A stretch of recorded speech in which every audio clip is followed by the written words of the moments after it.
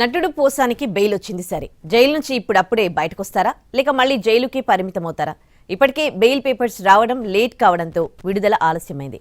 మరి ఇవాళైనా బయటకొస్తారా లేక పీటీ వారెంట్తో ఏ station పోలీసులైనా entry ఇస్తారా? ఈ డౌట్లే ఇప్పుడు వినిపిస్తున్నాయి. అన్నీ సరిగ్గా జరిగితే ఇవాళ ఉదయం పోసాని జైలు నుంచి విడుదలయ్యే అవకాశం ఉంది.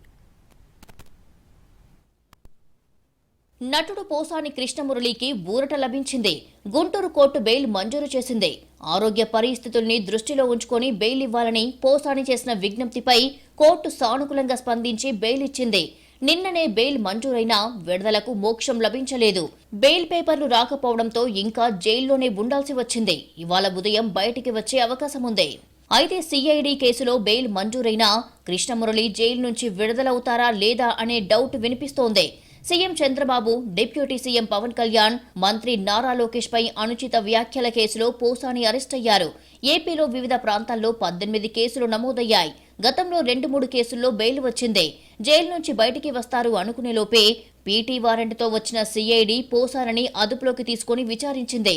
ఇదే కేసులో గుంటూరు సిఐడి కోర్టు పోసానికి బెయిల్ ఇచ్చింది. అయితే ఏ క్షణంలో పీటీ వారెంట్తో ఏ స్టేషన్ పోలీసులు వస్తారు అనే అనుమానాలను పోసాని సన్నిహితులు వ్యక్తం చేస్తున్నారు. ఫిబ్రవరి 26న హైదరాబాద్లో పోసాని కృష్ణమురళిని అరెస్టు చేశారు అన్నమయ్య జిల్లా పోలీసులు. పలు ప్రాంతాల్లో కేసులు నమోదు కావడంతో పీటీ వారెంట్లు జారీ కావడం, వేర్వేరు కోర్టుల్లో విచారణలు జరగడంతో వాటికి హాజరవుతూ వచ్చారు పోసాని. కోర్టులు రిమాండ్ విధించడంతో కర్నూలు, గుంటూరు జైళ్లకు తరలించారు. ప్రస్తుతం గుంటూరు జైల్లో ఉన్నారు పోసాని. అన్నీ సక్రమంగా జరిగితే ఇవాళ జైలు నుంచి విడుదలవుతారు.